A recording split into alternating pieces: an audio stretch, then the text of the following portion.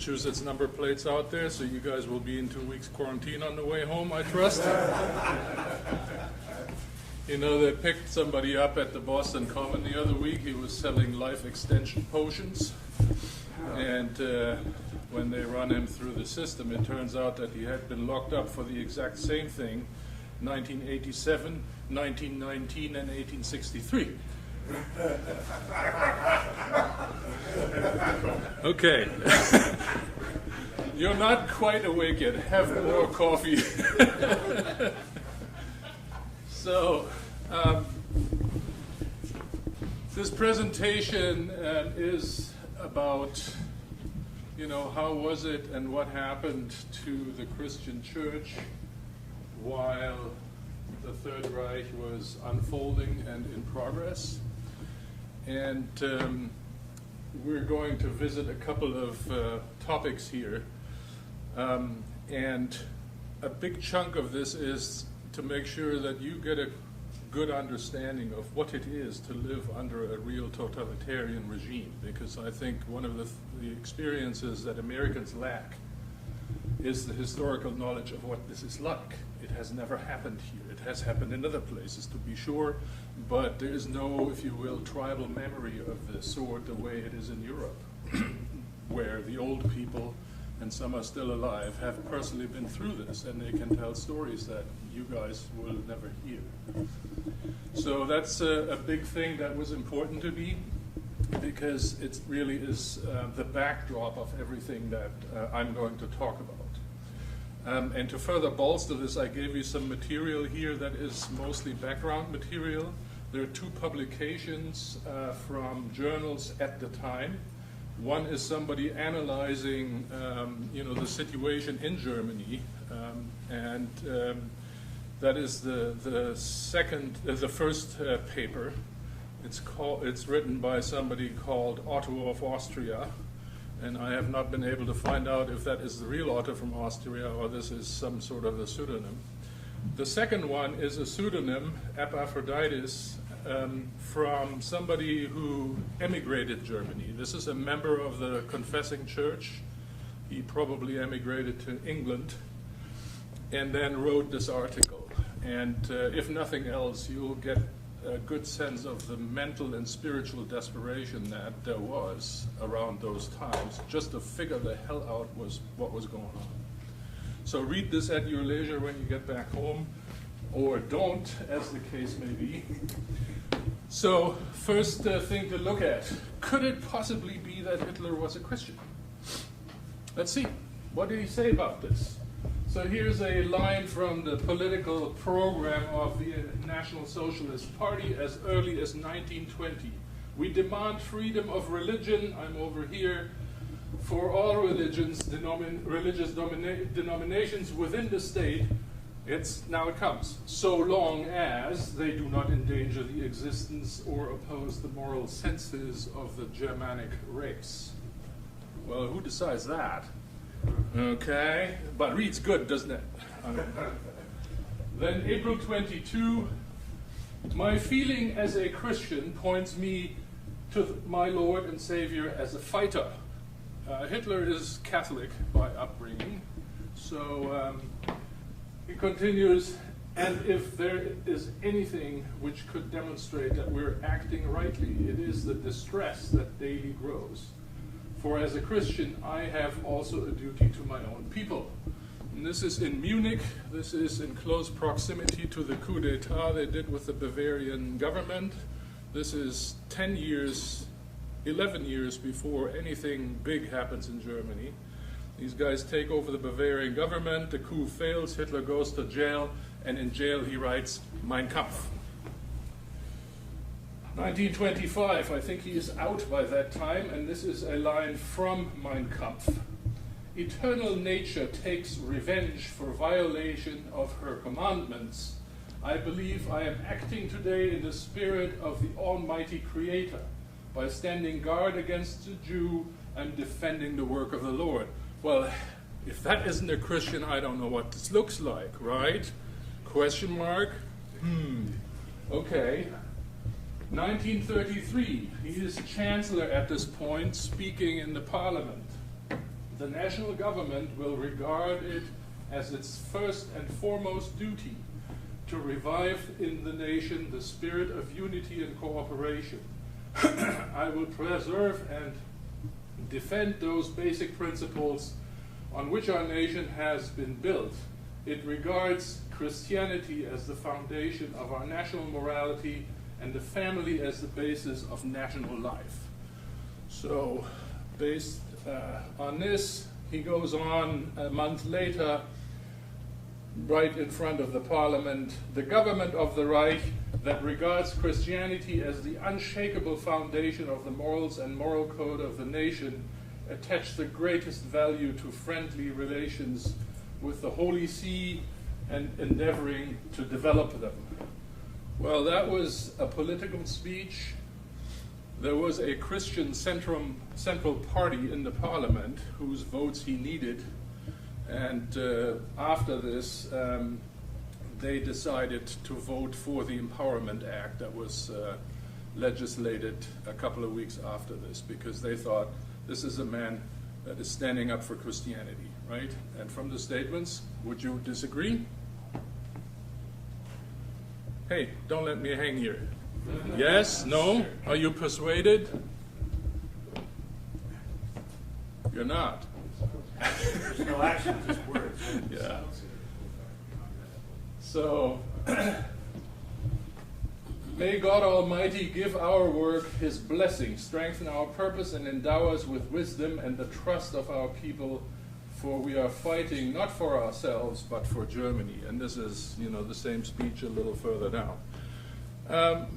Long story short, then, could he be a Christian? Is this somehow friendly statements, friendly leaning to the Christian churches? And the answer is yes. If you take those words just for what they are written, you have to arrive at the conclusion that this is actually somebody who is driven by a Christian spirit.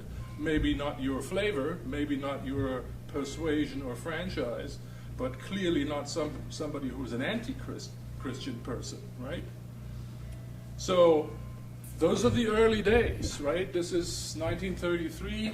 Hitler came to power in March that year with the Empowerment Act. You've heard the other presentation, I hope. If not, go look it up online. And he is now, in March 33, Nazi is firmly in power with a license to essentially do what they want. So let's do just the smallest fig leaf of a historical backdrop here. So in January 33, very naturally, as the head of the largest party in the parliament, he gets picked to form the government, and he becomes chancellor. There's no coup d'etat. There's nothing wrong with this. This was just normal behavior. A couple of weeks later, the Empowerment Act enables Nazi, with Hitler as chancellor, to essentially do as they please. That also wasn't that unusual, because for the last 10 years or so, the Weimar Republic had been ruled by decree, because the parliament was so fractured that they couldn't agree on the time of day. And there's business that government needs to do in order to get this done. They had legislation in place where basically the chancellor could decree certain things. It's very much like the orders that come directly from the president here in the US, same idea. In case of emergency, there got to be a mechanism that rules, right? And the president of the republic, which is a different office in the European tradition than it is here, has to agree with those decrees. So there is a minimum, check and balances, but the idea is really that there is a pretty straightforward mechanism to get the most necessary things done, regardless of what the parliament says, right? And the Weimar Republic was ruled exclusively by this mechanism because they had absolutely no basis for any bigger things for the last couple of years. So nothing wrong with that, but Nazi then goes ahead and abuses this big time. By July, all the non-Nazi parties have been made illegal.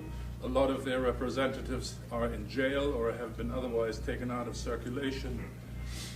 And the parliament essentially dissolved itself at this point, and Nazi is on the way to transform Germany into a totalitarian state.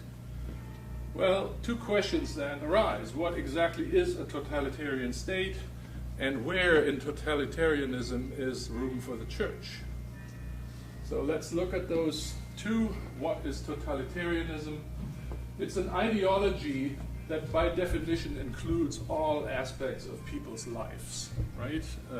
Totalitarianism comes from total, and it means it's a total lifestyle viewpoint. It's an exclusive life philosophy. Anyone needs to understand who they are. That gives you everything you need to understand who you are, where you came from, what is expected of you, and where this whole nation is going. It's called a Weltanschauung. This is a German term that has no equivalent one-word translation. It literally means the perspective under which to look at and understand what's going on around you. So it's a view of life, if you will. And totalitarianism, and certainly the Nazi ideology, understood itself to be one of these things. It's a way to look at the rest of the world and to measure and triangulate what things mean and how to go about stuff. So, like many cults and extreme religion, such a teaching will not tolerate any other teachings that thrive to have explanatory power about the world. So, claiming to explain the past, present, and future, the adherents of such an ideology, they just know why stuff happened in the past. They know all the reasons, and they know where this is going, and they're deeply convinced that this is the only way it could possibly develop. And when you have such a viewpoint and then things do not come to pass the way they were predicted, it got to be because somebody interfered with this, right? Somebody screwed this up and prevented it from unfolding the way it was meant to be. And when that happens, you of course have no trouble finding the deceivers and the deviators, and the enemies of the people usually abound in short order, and they need to be gone after because they're preventing history from unfolding the way it was meant to unfold. And that is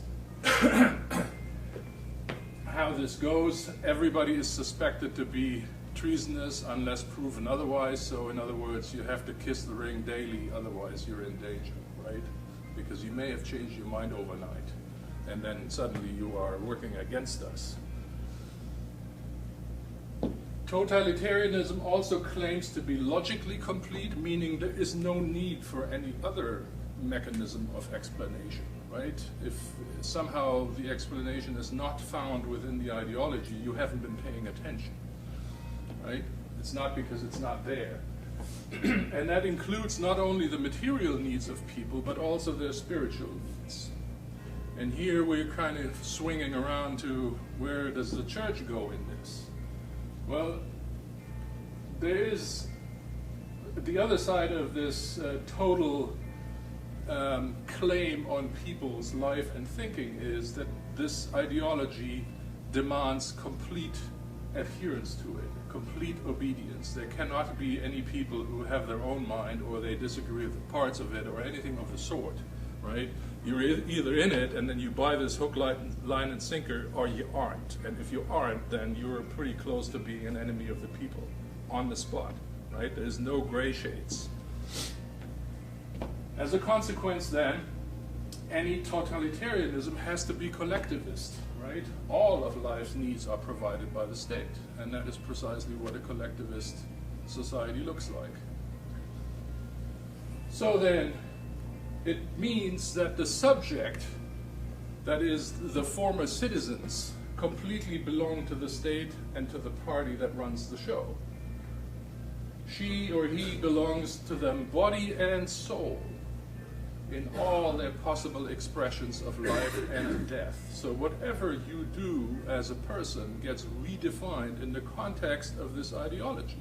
You're either helping this along or you're obstructing it, right? And the state, as the owner of the individual, may modify the rights or, as the case may be, take them away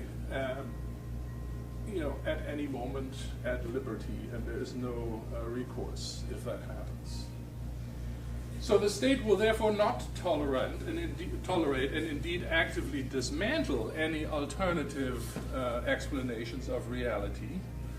And unless such institutions like church derive their power from the state and are tolerated, that includes the church. So ultimately in totalitarianism there is exactly one authority, and that's the guy at the very top, right? And this gets implemented by something called the leader principle, and we'll look at that in a moment. But the authority from the top basically gives everybody else license to be there and to do whatever they're doing, right? And without such license, you have no place in such an organization. So the leadership principle then is something that means the Führer is always right, the leader is always right, and this cannot be questioned. He's only answerable to God and to himself. So in other words, there is no other reference than what he says. And his word is above all the written law. If he hints, that certain things are in a bad state, for his followers, this is the order to go and fix it, right? And it doesn't require a law, it doesn't require a decision of any kind, right? The Führer being unhappy about something is the command to go fix it. Right? And you can see where this leads. Everything is basically hinging on this person, and they hang on every word from his lips, and it's usually a his, right?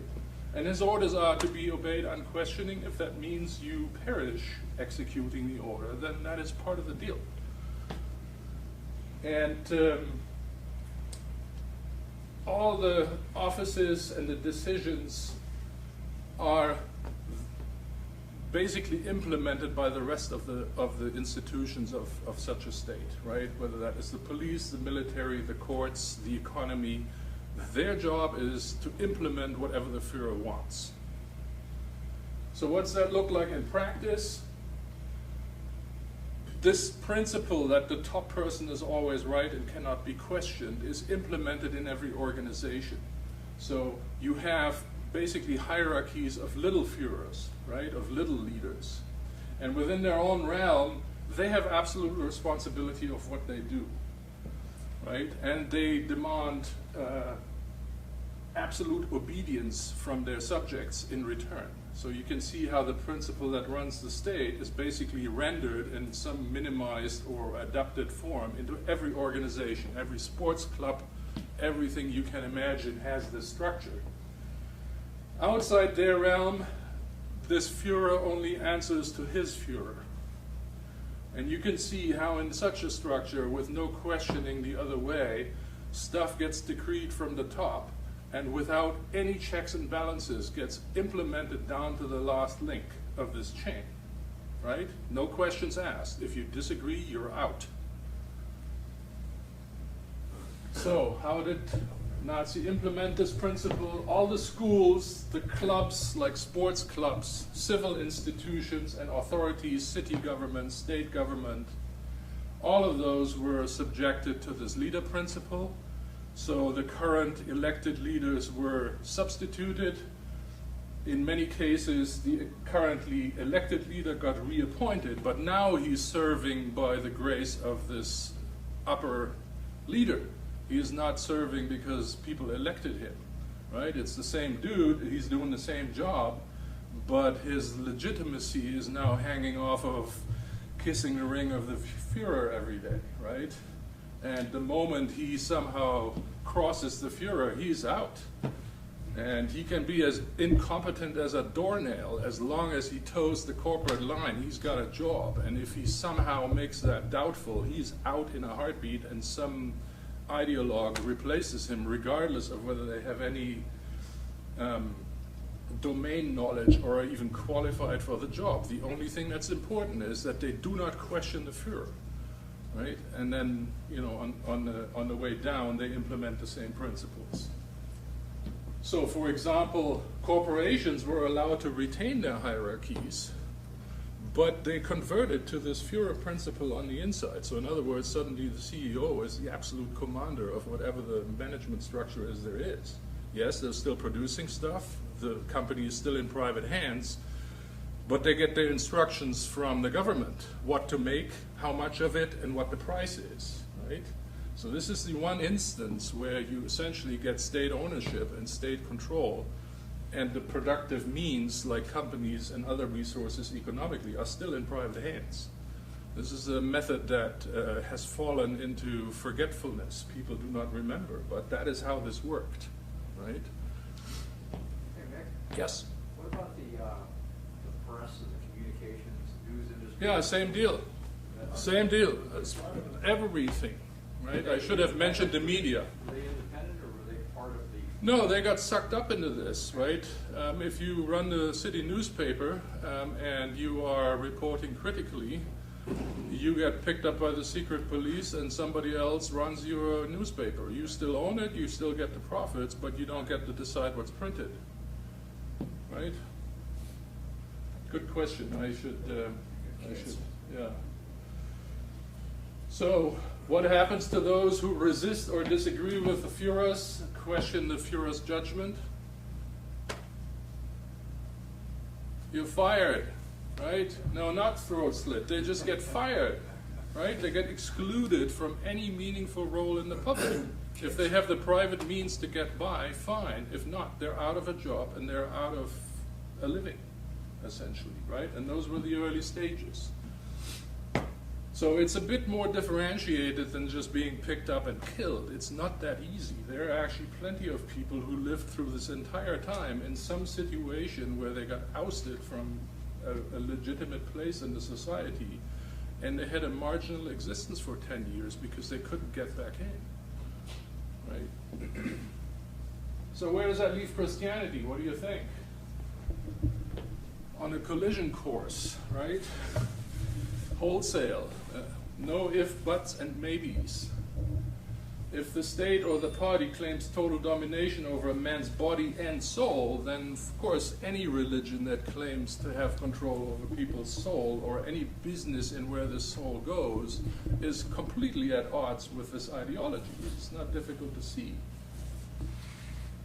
So the Nazi understood this from day one. The churches in Germany, and you have to imagine Germany in the late 20s or 30s to be just as thriving in church life as the US is today, right? There's no reason to smell a rat or suspect anything bad. You go to church, you have your denominations, the whole program, right? That suddenly there is no room for this anymore in whatever the government is that is coming up. That's a tough one to find out from the inside, right? Because it's a complete break with what you've done for the last generation or 2 or 5, right? So here are some Nazi statements, and they were quite open. Unfortunately, they were quite open very late in the game, right? Those are statements from 5, 7, 10 years later. It is said that the body belongs to the state and the soul to the church or God. This is no longer the case. The whole man, body and soul belongs to the German nation and the German state. The latter has also taken all matters of faith under its own control. This is 1938. The Nazis have been in power for 5 years by that time, right? And you can see very clearly they had no illusions as to where they stood on this. And they had identified church, regardless of denomination, as enemy that needed to be dealt with. Here's another one from the leader of the Labor Front, which is the big unified dispenser of workforce in the Nazi economy. The party claims the totality of the soul of German people. It cannot and will not suffer that any other party or party doctrine should dominate in Germany. Upon admission to the National Socialist order of leaders, the man belongs to the party, body and soul.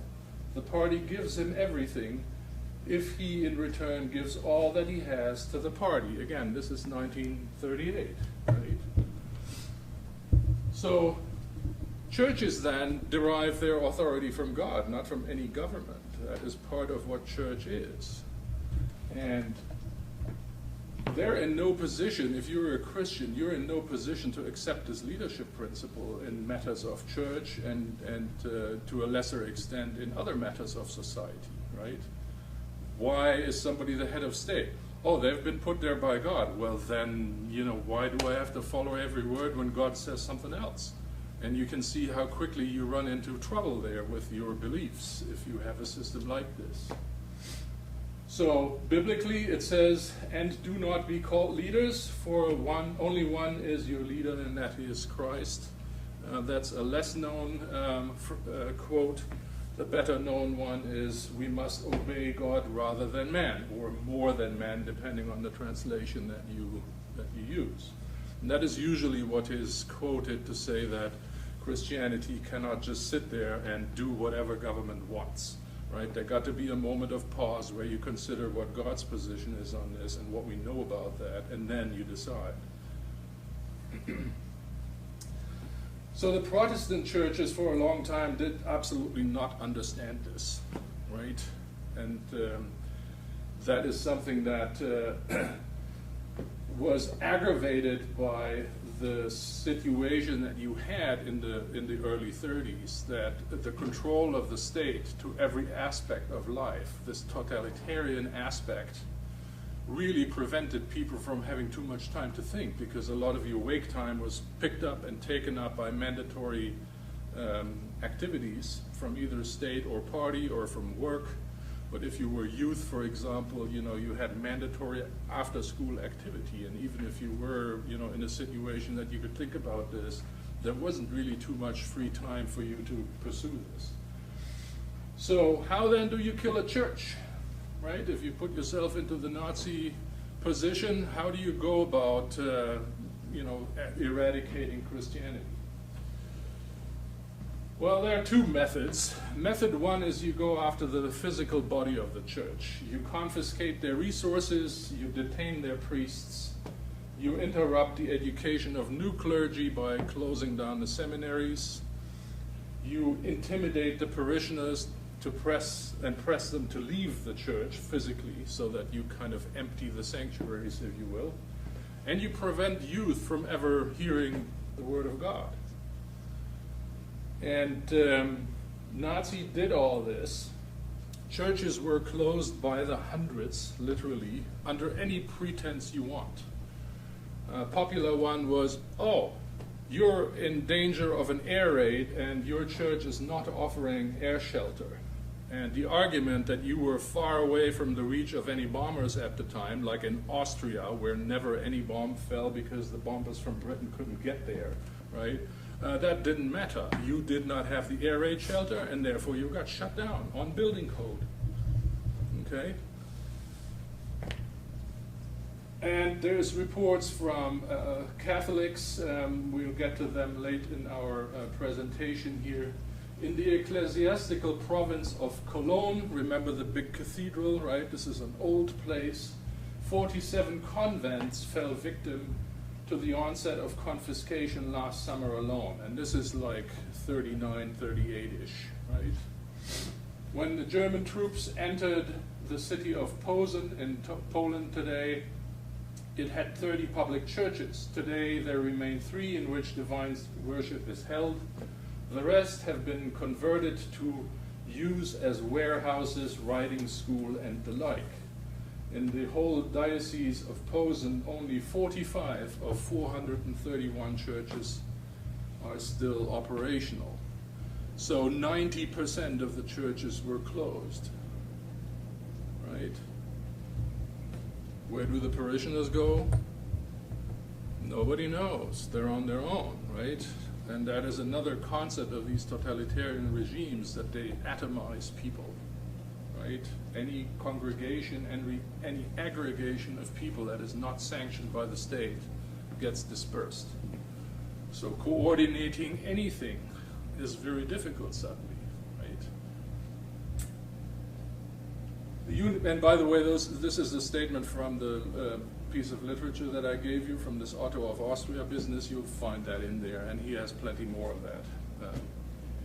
Unified Nazi school supplants all types of denominational schools, be they Catholic or Protestant. So you run a little school on the side here, state comes in and closes the place, right?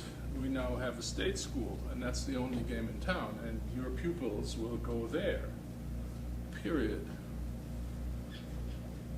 And that happened rather swiftly. You may remember that Austria got annexed in March 38. Within 5.5 months, all the parochial schools were closed. And to think that the curriculum in these schools was somehow neutral to Christianity is a big mistake. They were indoctrination places. You heard the Führer is always right, you will follow the Führer and not ask any stupid questions. And on it goes, right? And there is absolutely no room for coming back and having second thoughts. So compare that to the curriculum in a parochial or denominational school, right? Where God is here for us all. Salvation is free, right? And state serves at the behest of God to implement his kingdom in this fallen world. Totally different message, right?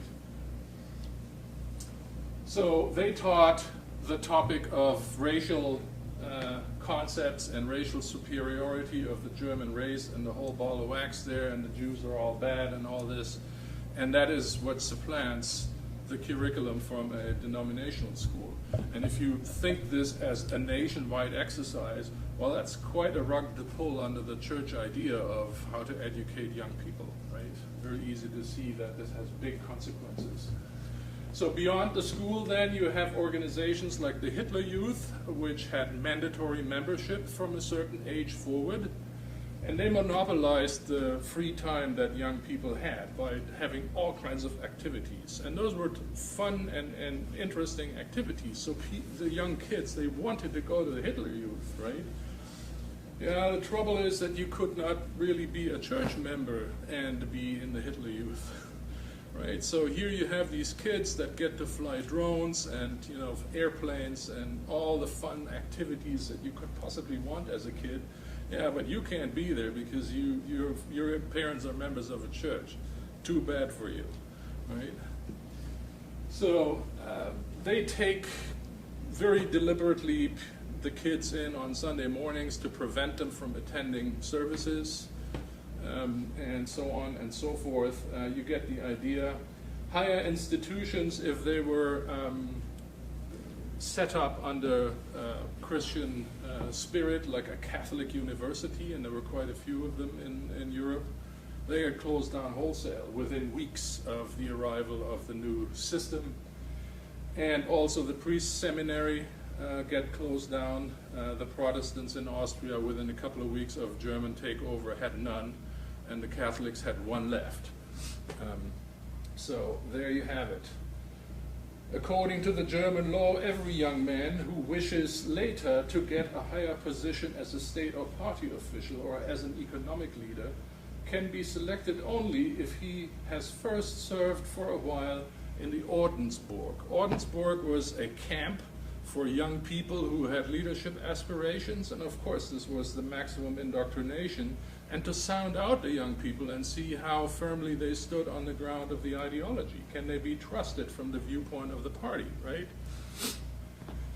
But to be admitted to an Ordensburg, there is a condition that every person must first have left the church of which he was a member.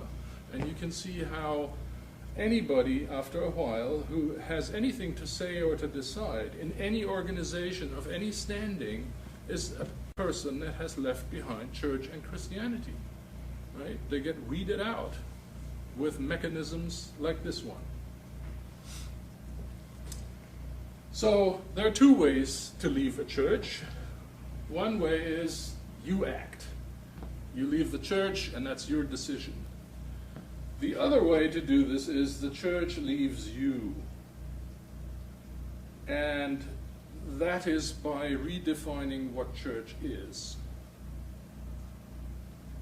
So this is a lot tougher to find out because you personally have not changed. You're still thinking the exact same way about church and Christianity you did before. It's just that your church is someplace else. Very tough, very confusing, took them ages to figure this one out, and it's still a problem today when that happens in congregations that, say, change denominations or stuff, right? There's a whole lot of very confused people that are left behind. So, method 2 is to attack the soul of the church. And number 1 there is that you somehow put a halo on your leader, right? You make him a saint or a prophet or a guy sent from heaven to implement God's stuff. And that sounds like something you heard on the news lately. That is precisely what it is, right? You somehow put this into a Christian mantle and you give them license to be a messenger from God. And then you redefine what church belief means. You redefine what the church's job is within the ideology of the system. You redefine key terminology. You claim that Martin Luther is on your side. That works very well with Protestants. You rewrite the Bible and the key documents of your Christian spirit, and you colonize the existing church with some groups that basically take this message and implement it. So let's look at this in order. And suffice it to say that few saw this coming in the church, because it's very difficult. So just a little background on Protestantism. By 1933, when the Nazi gained power, 95% of the Germans were Christian, 2/3 in the Protestant church and 1/3 in the Catholic church, and the rest is some small denominations that were all over the place, just like it is here. The largest church was the German Evangelical Church, and I put a note in here, evangelical does not have the fundamentalist overtones in Europe, or indeed anywhere outside the US that it does here, right? They call themselves the Evangelische Kirche. The Evangelical Church is the literal translation, but I think it's best if you think of this as the German Protestant Church, because it goes across the spectrum of the Protestants, right? It's not just the Lutherans, it's the Reformed, it's the United, the whole spectrum, right? But it's not evangelical in the sense that the word is used here in America. And I wanted to make that crystal clear. So they are organized regionally into 28 different provinces. Some of this goes back to 500 years earlier, and it's just the way the borders fell after a big war about confessions. And it absolutely contains any gray shade that you want in the blends of Lutheranism, Reformed churches, and Union churches, right? Which is Reformed and Lutheran. This is a special German thing that got instigated late in the 19th century, and among other things, the Missouri Synod was founded by people who ran away from this unionization effort, because that was something the state pushed, and there were plenty of people who said, we're having none of this, and they packed up their stuff and walked over here, starting the Missouri Synod in 1860-ish, if memory serves. So Protestantism is, like it used to be and still is, splintered in many factions, right? And you have the Lutherans, the Reformed, and the United. And within that comes a group called the German Christians, who began as a cross-denominational splinter group along the ideological lines of the Nazis. They preached a Christianity based on race, meaning, you know, the white race and the German race, the Aryan race, is superior to all others, and by the way, God is on their side, right? But even beyond that, many actually welcomed this early Nazism. It wasn't as uniformly opposed as you would think it was. There were a whole lot of people who thought, you know, after the humiliation of losing the First World War, after the economic crisis of '29 and the hyperinflation and all this stuff that had wounded the pride of the German people, now comes a group that kind of reinstates Germans to the right place in life, right? And that is a very seductive proposition, and the Germans fell for this, including many of the Christians. And for them, a yes to Jesus Christ did not come with a no to Adolf Hitler and his gang, right? So you have these people who are sitting in the middle and think, honest to goodness, that these two things can go together. right? And the Protestant church at the time was full of folks that had this viewpoint rather than a clear opposition to Nazism. And that, of course, contributes to the confusion. So who are those German Christians? They started in the 20s as a group of activists, and they were formally institutionalized in 1931.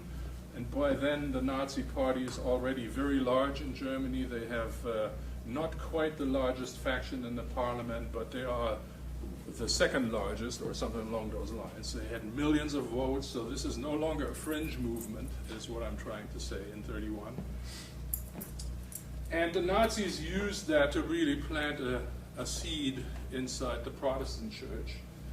And how did this go? And what does this mean? This is Alfred Rosenberg.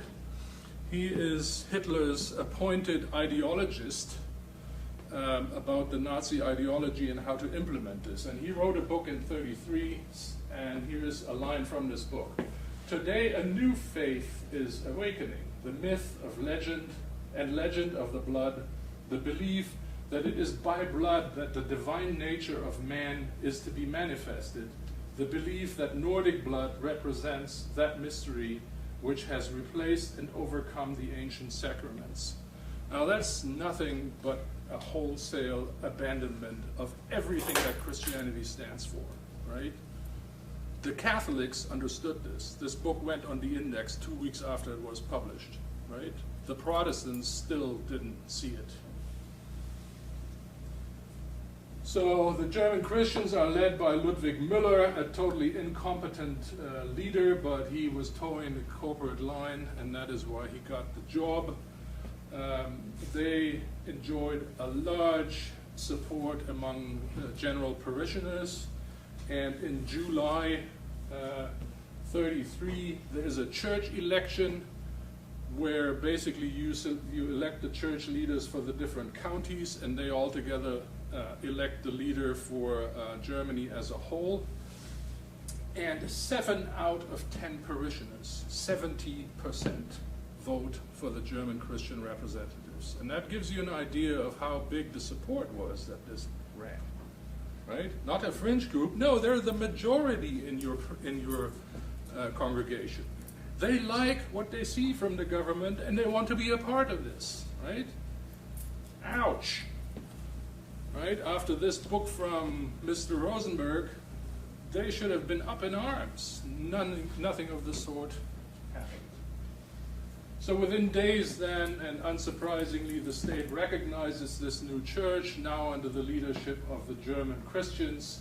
Any dissent is silenced by basically expulsion of the members that disagree, right? Suddenly you're no longer a member of your church because you spoke up inappropriately against the ideology. You're gone, don't come back next Sunday. And also by violence and intimidation. You know, you have a group of your fellow parishioners or other thugs show up at your home and say, look, if you don't change your mind, we'll hurt you, okay? So pressure then forms on the Protestant churches to conform to the leadership principle and also to expel Jewish Christians from ordained ministry. So in Germany at the time there were quite a few people who had converted from the Jewish faith through baptism to become Christians. And many of them had become pastors. And they were employed like regular Lutheran pastors would be employed. Same happened on the Catholic side.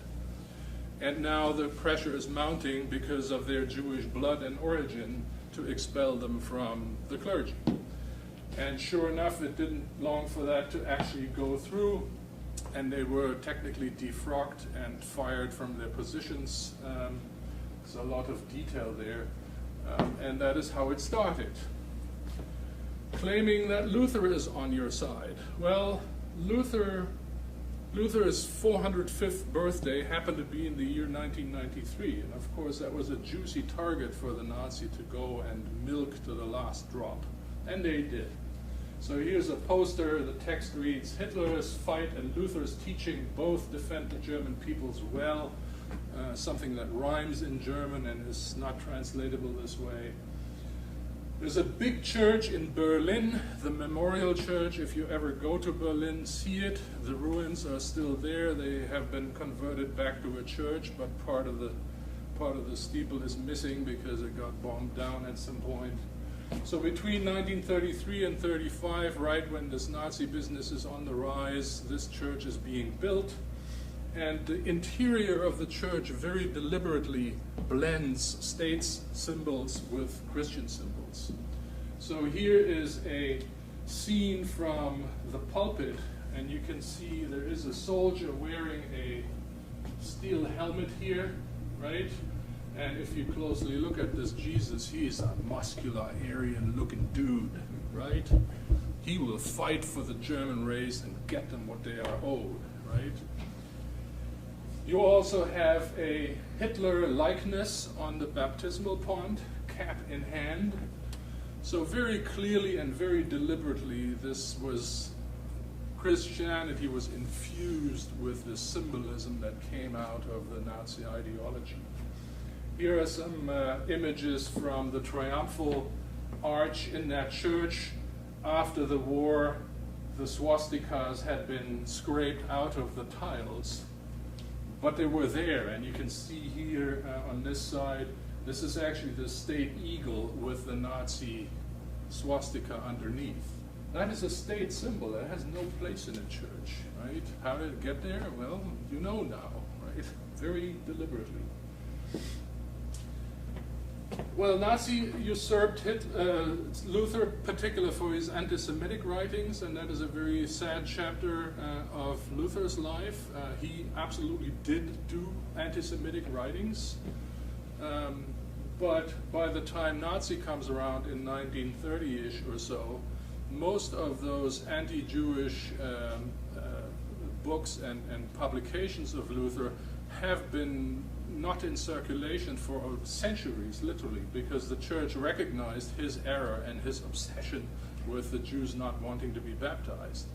And they had just not reprinted these things. And we have people on record from the Nazi hierarchy who, you know, smirkingly thump through a publication of Luther's works and say, well, isn't that a coincidence that, you know, the most anti-Jewish writings of this Luther guy are not in this book, right? So let's go republish, right? And that's what they did, and they harped on this big time, right? And Luther, late in his life, was very angry with the Jews because they refused to take on his newfound insights. And if you read those pamphlets, they're really bad, right? He's asking for their houses to be burnt down and, you know, they being killed and whatnot. So you can see how that serves the Nazi ideology really well, and that is precisely what they harped on this. Unlike the Nazi, however, Jewishness for Luther wasn't on racial terms. You could fix your Jewishness, if you, excuse my language here, simply by being baptized. End of story, right? And of course, if you define this on racial terms, there's no way you can get out from under being born Jewish, right? This is with you, and there is absolutely no cure for this if you want to use that language. But for Luther, that was different. Let's leave it there. Let it suffice to say that the Lutheran churches here in the U.S. Felt it necessary to publish a publication, I think in the 60s, to distance themselves from this aspect of Luther as a mistake, right? They did not want to be held against this. So Nazi then milked this Luther business to the last drop, of course, and it was ultimately the defrocking from the Aryan paragraphs in the church constitutions that finally got some organized resistance from the Protestant church. Here's Martin Niemöller, whom you have heard of, I suppose. He's the guy who formed the Pastors Emergency League because suddenly you have unemployed pastors and they have nothing to go on, right? There's no unemployment insurance if you got fired on ideological grounds, right? Of course not. What were you thinking, right? So the churches then, at least of all, the Protestant church did not see it coming. So last thing to do is redefine key terminology. Here's another quote from Rosenberg's book, and again, this is in the text that I gave you. In his book, Rosenberg talks of the German race as the ultimate source of inspiration, as the fountainhead of all values. All created value has been produced by the German race. As opposed to all revealed religions, the defense of the godlike German man reposes in a new religion, the religion of blood and soil. The God of this new religion is not a personal deity, but is identified with the universe. Equality of man before God does not exist. The leaders of the Nordic race constitute the clergy of that new religion. At the same time, they form the state. Infallibility belongs to them. Redemption is not the salvation from sin, but the salvation from inferiority. Now that is a complete redefinition of the whole set of constructions that underlie Christianity. And you can see how this was very deliberately undertaken. The thing concludes to say, the Führer is a Messiah who liberates those of Nordic blood and makes of them the dominant race. Right? The Führer is your new Messiah, and here you have this in writing. This wasn't something they meant figuratively. They meant this literally. Right? Men are redeemed not by the blood of Christ, but by the purity of their Nordic blood. Immortality does not belong to the soul, but derives from the race. So there's nothing left of Christianity at this point, right? This is a complete and utter redefinition of what Christianity means. So here are a few more. This guy formerly became minister of the church, secretary of the church in Berlin, Hans Karl. A new authority has arisen on what Christ and Christianity really are. And it's Adolf Hitler. Surprise, surprise, right? So the new Messiah gets to redefine what Christianity is. It is from such an estimate of Hitler, then, that the greeting Heil Hitler, which means salvation to or from Hitler, Heil is the German word for salvation, gets its real meaning, right? So you rise your right arm in the air and you shout Heil Hitler, and that is the way it's done. And you're attributing this prophetness or this Christness to the absolute Führer of the whole thing. Totalitarianism is a religion, and therefore it claims a new worship, a new form of worship, and that is what this looks like.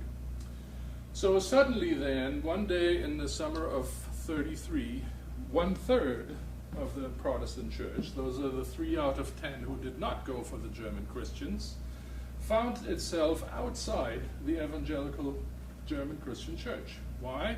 Because the church had just redefined what it was, and they were not part of it anymore. And they find themselves in a situation where the new German Protestant church is broadcasting on all channels. Protestants in Germany you're looking for? That's us. Who are they? Right?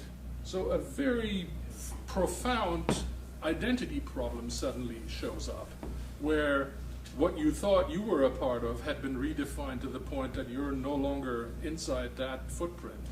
But it's completely undefined then what you stand for or what your definition of Christianity is. Yeah, that's how you really destroy an organization. So now what, right? Summer of 33.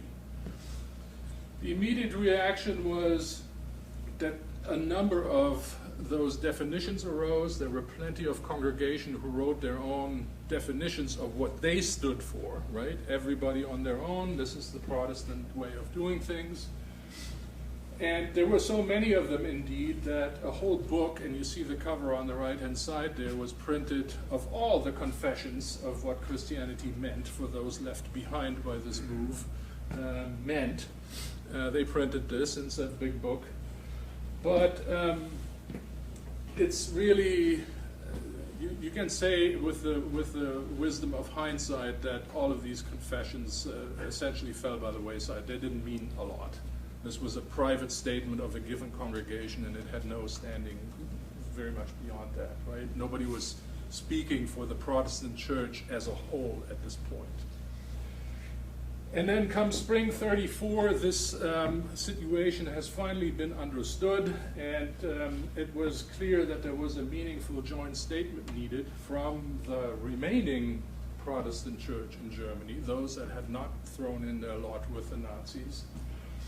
And after much preparation, in May 1934, a confessional cross-denominational synod gathers in a suburb of Wuppertal, an industrial city about 30 kilometers away from where I grew up.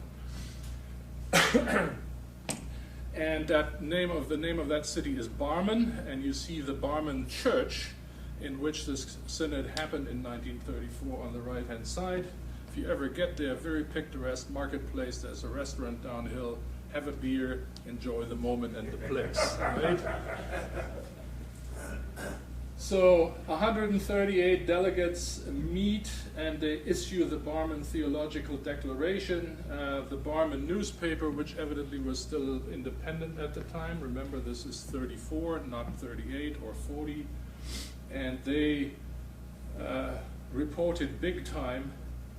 And although this declaration is largely authored by the Reformed theologian of Karl Barth, a Swiss national who was very active in theology at the time, this declaration is really a joint statement of the Lutherans, of the Reformed, and of the Unionized churches in Germany at the time. And it was a very special gathering. All that were there felt that, you know, history was being made there.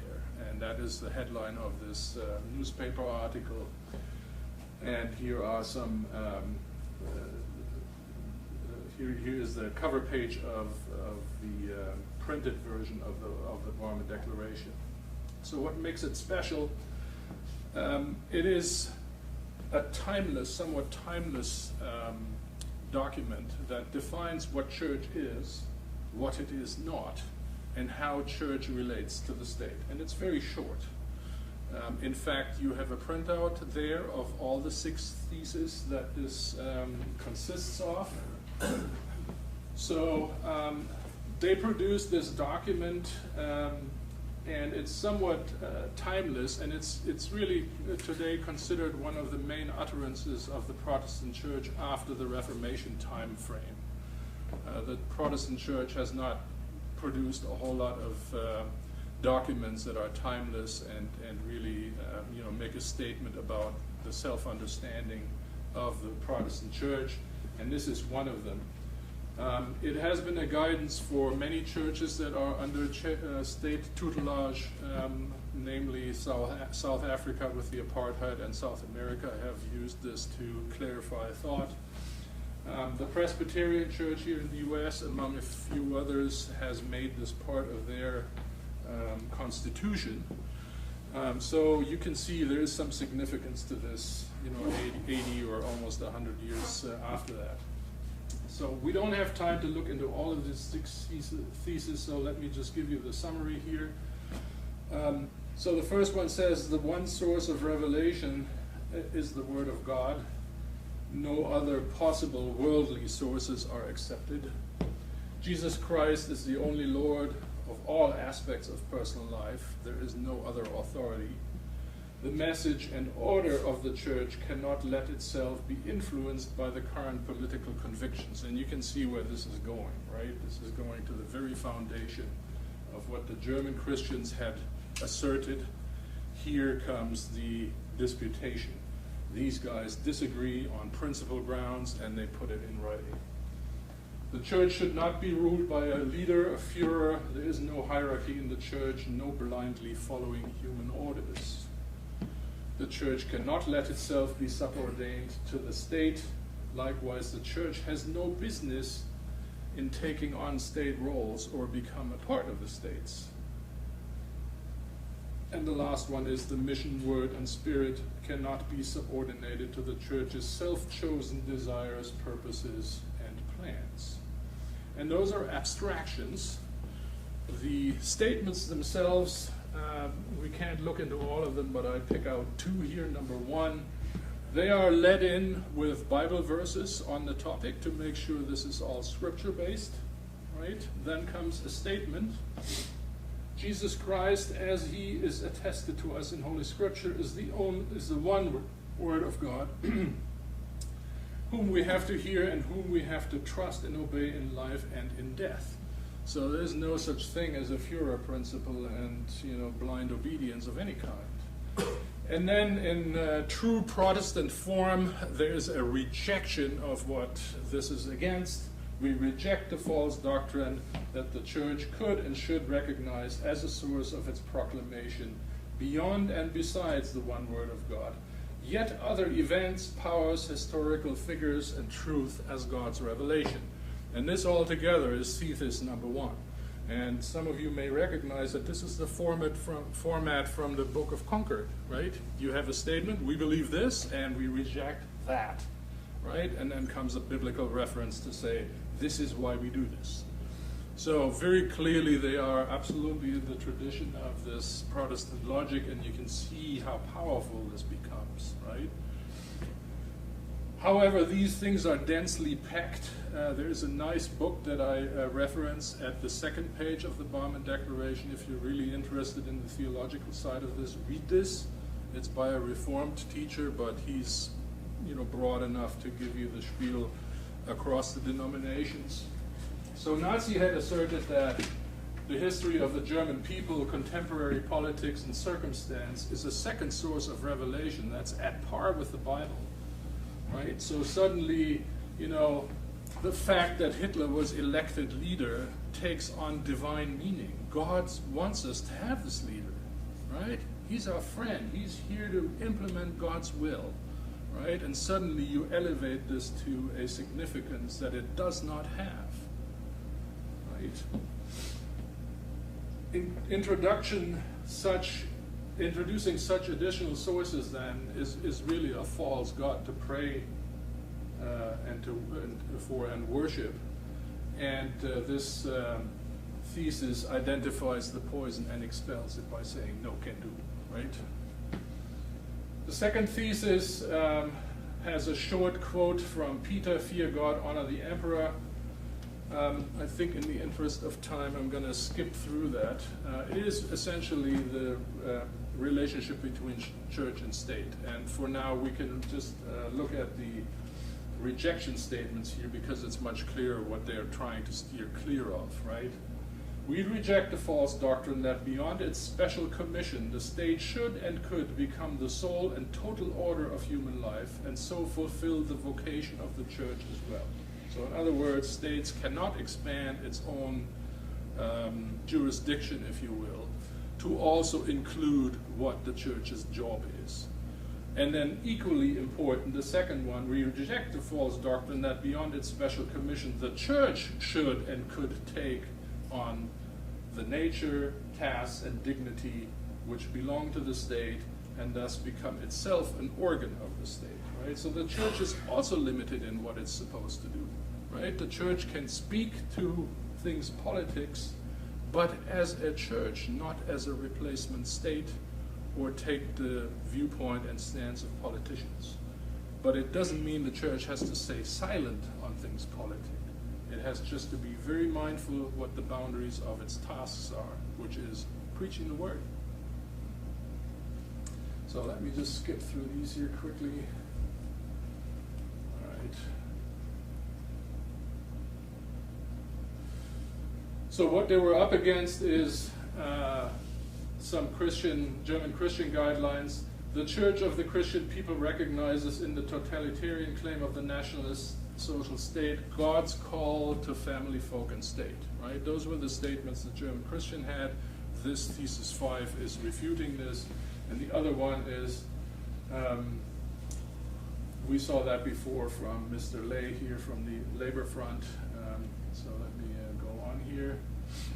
The point of the fifth thesis is the church can speak and act politically only as the church in her hearing of God's word and in no other role. The church has no secondary task. And if church ever thinks it has a secondary task, it's basically leaving the footprint of Christianity. And when you think about it, 14th century, 15th century Catholic Church, they were running Europe. right? They were a power that had the idea that it would be a state, right? They had their own army. The Pope was fighting wars on behalf of, papism, if you will, right? They had their hands in all of the big ruling houses across Europe. The heads of state were all coronated by the Pope, right?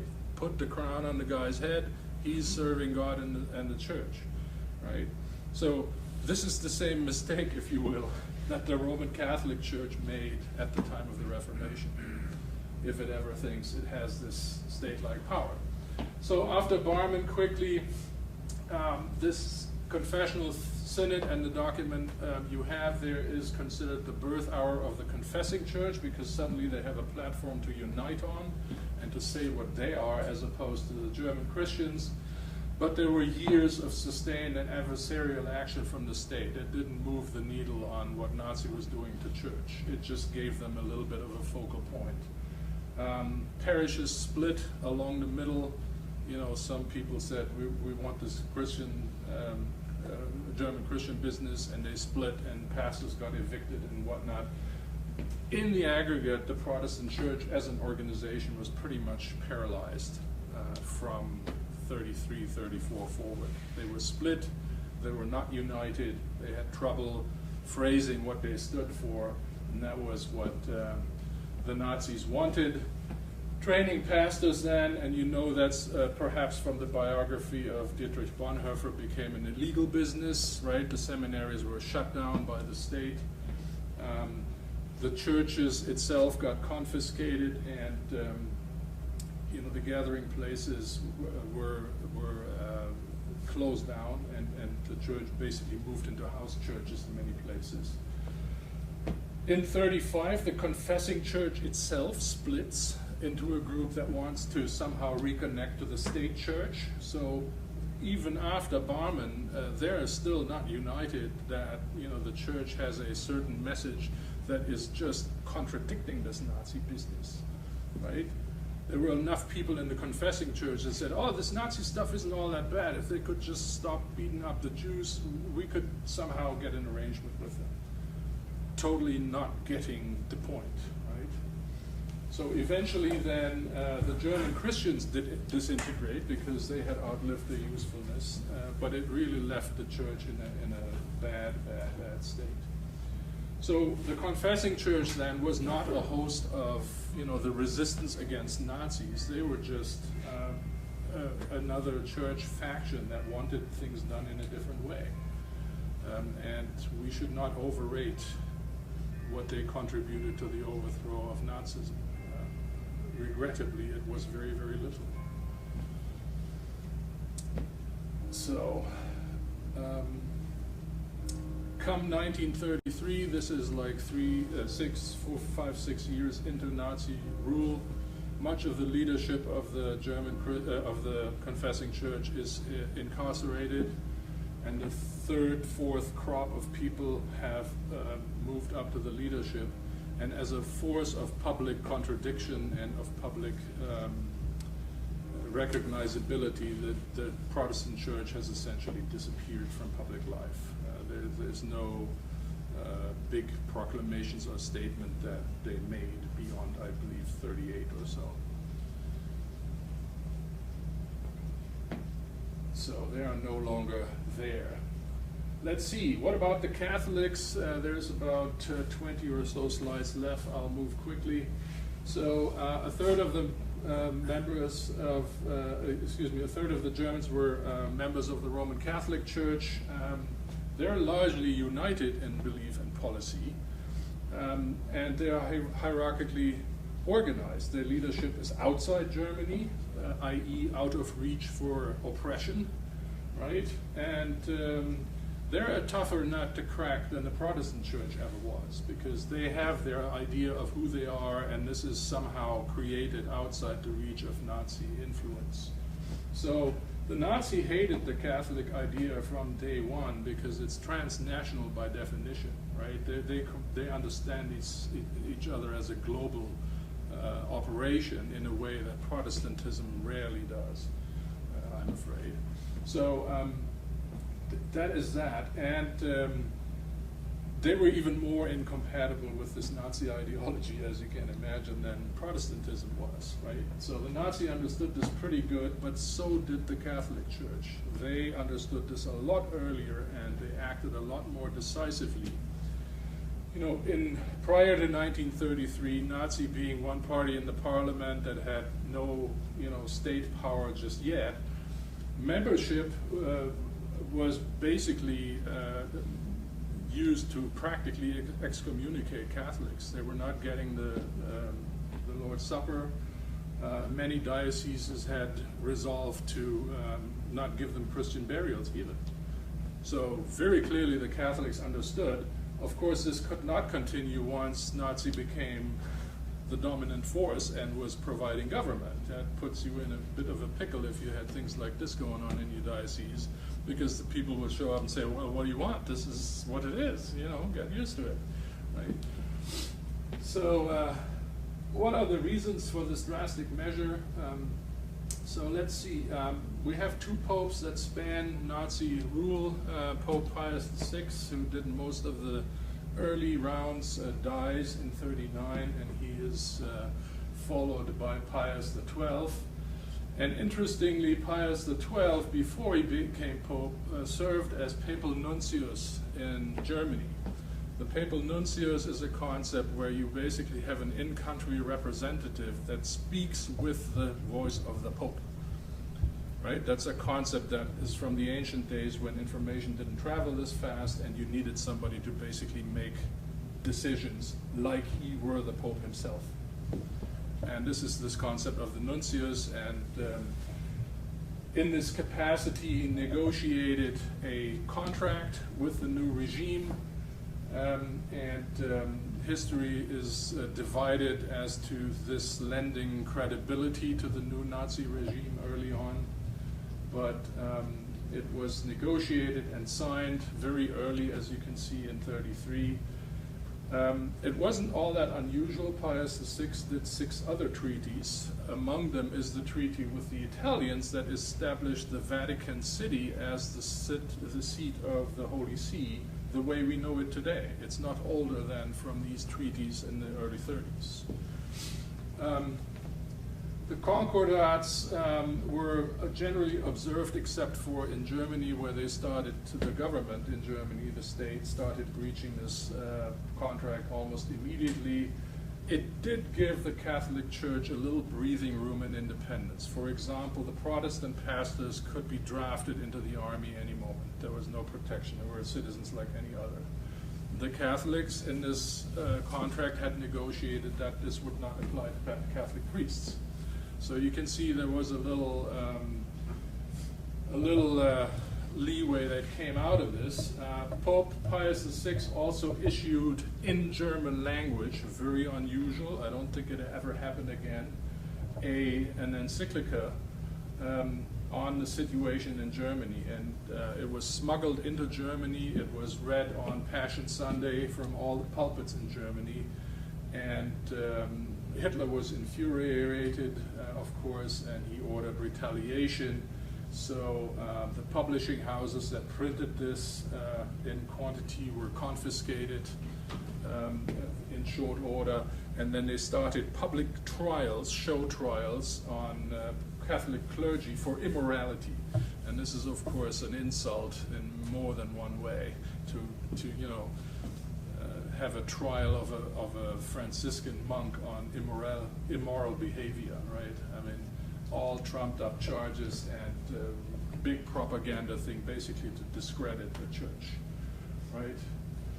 So Goebbels, the propaganda minister, wrote in his diary, after the war, the church question has to be generally solved. There is, namely, an insoluble opposition between the Christian and the heroic German worldview. So Goebbels and other people know absolutely where they wanted to go. There are other entries in Goebbels' diary that basically says, when we're done with the Jews, we'll go after the Catholics. Pretty clear thing there. So throughout the 30s then, Catholic bishops continued to write letters of complaint. They did so privately. It didn't do anything. And there was a long discussion in the Catholic Church whether to go public and basically denounce from the pulpit what they thought about Nazism. And it got never resolved. Confessing Church, by the way, wrote one of those letters as well, similar effect, nothing at all. However, their letter was leaked to the international press because the Olympic Games were going on in '36 in Germany, and that had a lot of repression as a consequence.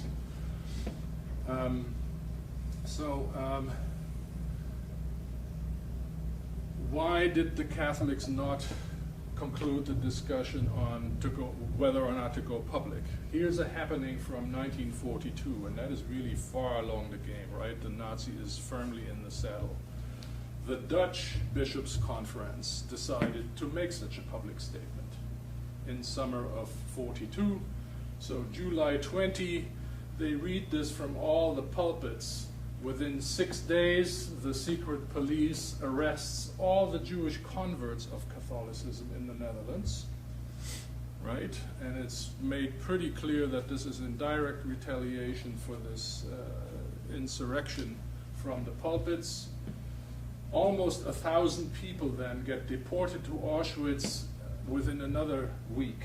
And 3 weeks after you make the statement as a Catholic bishop, 1,000 people or so get gassed in Auschwitz for your insurrection, right?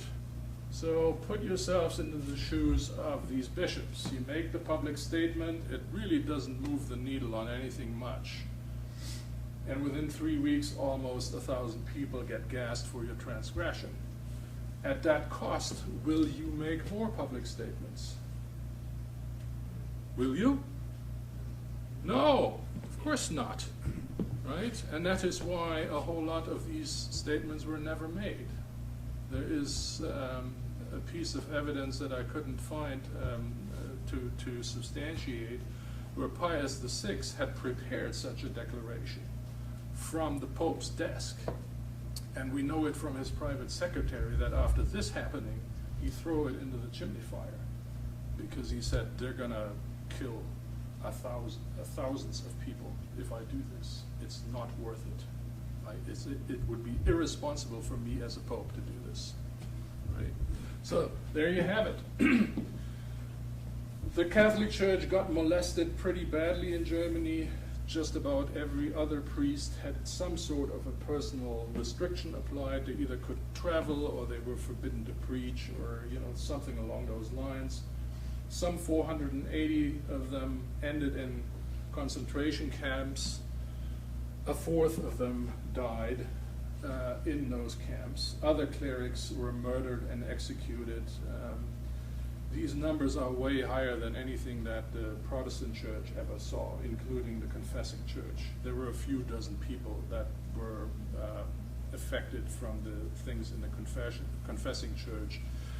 The Catholic organization, of course, if you picture Nazi Europe in '42, which expands essentially from the Spanish-French border all the way over to Russia, to the far east side of Poland, if you can picture this, right? Plenty of Catholics there, of course. This is a worldwide organization, right? And there were arrests everywhere, not just in Germany. So, any which way you put it, being a Catholic priest in Nazi Germany was the most dangerous profession you could possibly have, short of being shot at the front. Here are some numbers from concentration camps. This is just the numbers of Dachau on the outskirts of Munich.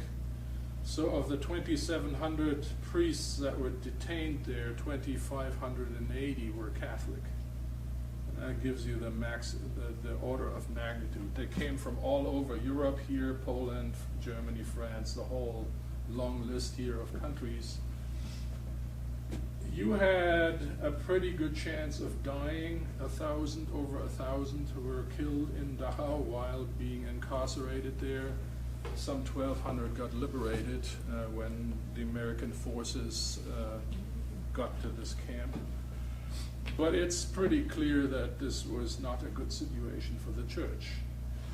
So, in conclusion, Sadly, the corporate action from any Christian churches, be they Catholic or Protestant, never amounted to much.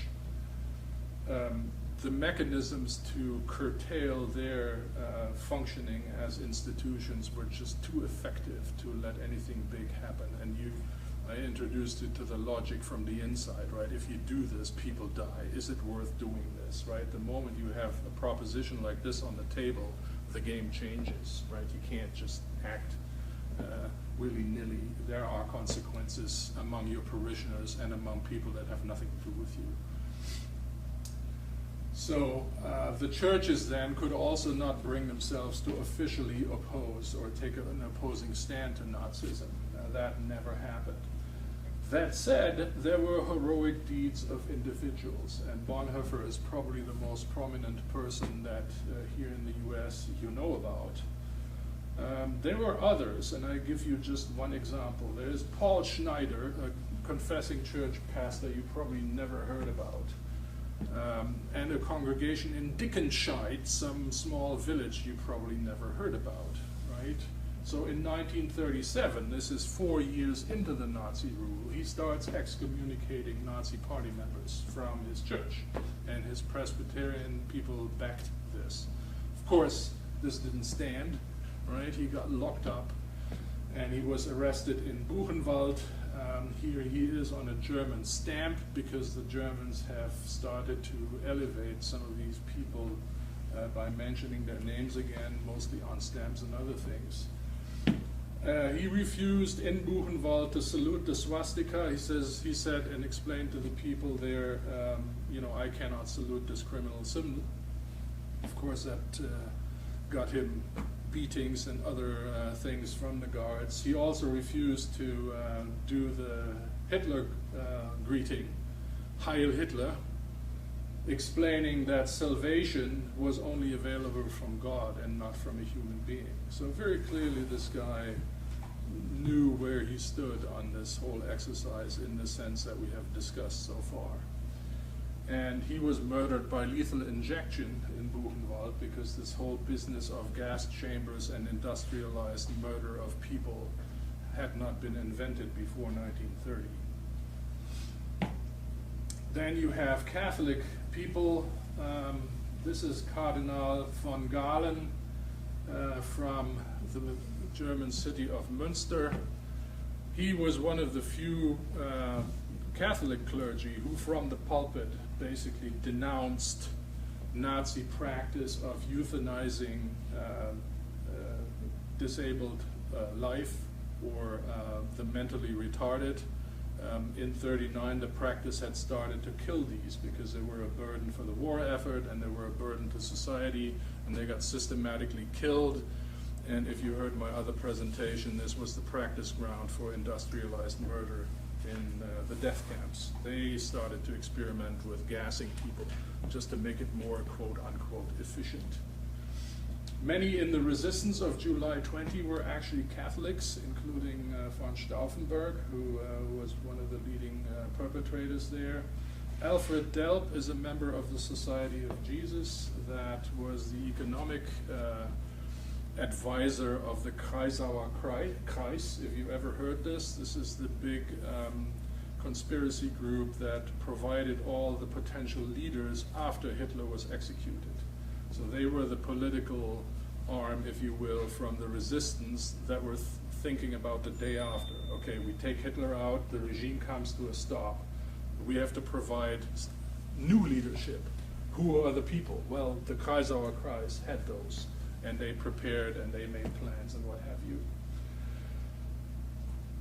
Any public action came at a great cost for anybody who got caught doing this.